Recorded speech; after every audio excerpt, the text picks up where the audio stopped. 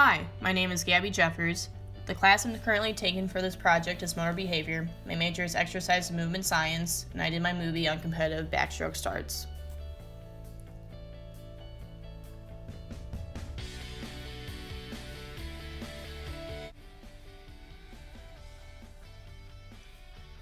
The muscles you use in a backstroke start include your latissimus dorsi. You use these muscles to pull up when in a starting position for a backstroke start.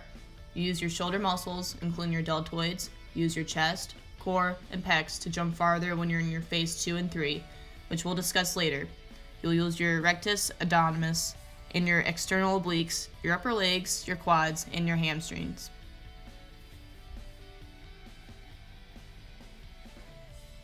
There are 4 phases in a backstroke start, which are the starting position, the takeoff, airborne, and underwater phases.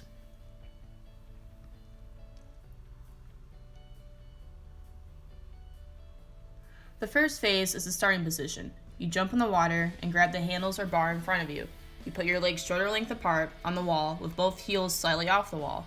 Before the starting signal, the swimmer pulls their head closer to the starting block while keeping their knees bent at a 90-degree angle. Your back should be straight, with your bottom half of your body slightly above the water.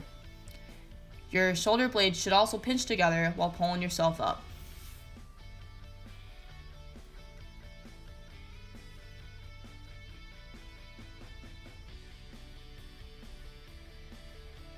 The second phase is the takeoff. For the takeoff, the swimmer pushes his or her hands away from the block and swings their arms around sideways to the front. At the same time, the swimmer should throw their head back and start to arch their back. Then the swimmer should push away from the wall with their feet.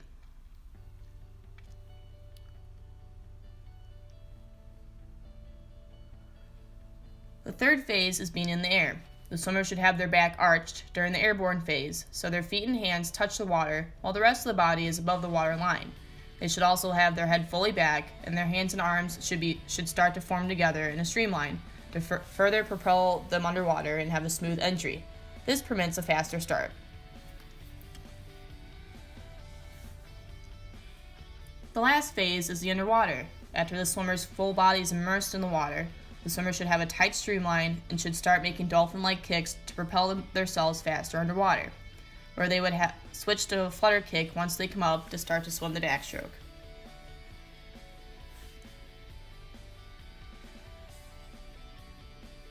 If you are a beginner and starting a new stroke in competitive swimming, or just want to learn the start for fun, you should not be overwhelmed. With lots of practice over time, your brain will begin a development stage, which it will force that motor skill behavior to change over a period of time.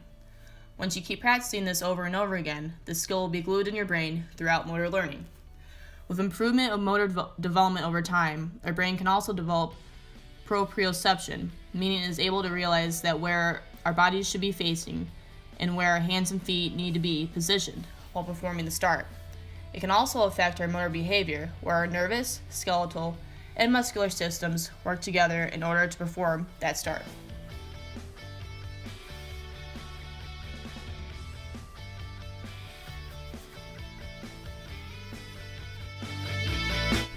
Now let's talk about some benefits from swimming the backstroke. The first benefit is that it improves your posture. Backstroke is a great exercise to reverse the effects of time spent on the computer. Unlike most of our daily activities, or even other swimming strokes, backstroke helps open up your chest muscles. Backstroke also strengthens the upper back and lats, pulling your shoulders back, which can help create better posture. The second benefit is that it tightens your core. The key to backstroke is balance.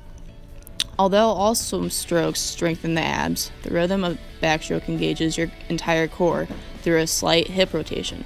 In addition, the undulating movement from the kicks off each wall activates both your lower back and core. The third benefit is that it can be used as cross-training for runners. If you're a runner, swimming is a low-impact way to cross-train between runs. Backstroke kicks engage the muscles in your legs and glutes for a complete lower body workout, further challenged by the resistance of the water. The fourth benefit is that it complements freestyle. As with every exercise routine, balance is key.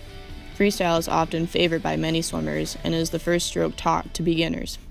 Mix up your workouts and improve your freestyle by incorporating a few laps of backstroke. Freestyle and backstroke are perfect complements to each other, working opposite muscle groups. The last benefit is that it will improve your weight room workout.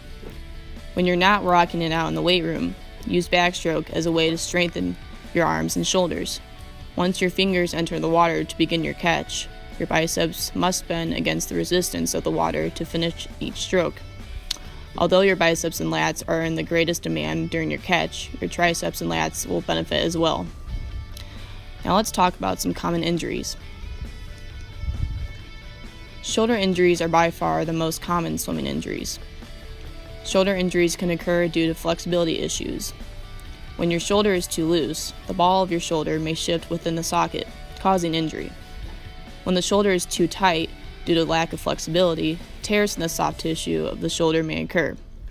Poor stroke mechanics combined with the repetitive use can lead to rotator cuff injuries. This injury is characterized by inflammation and sharp pain in the shoulder. Another injury that can happen in backstroke are neck and back injuries. While low impact compared to other exercises, swimming still puts significant stress on the spine. The rotating motion of your spine makes as your stroke with one arm and then the other can put stress on the cervical and thoracic areas of the spine.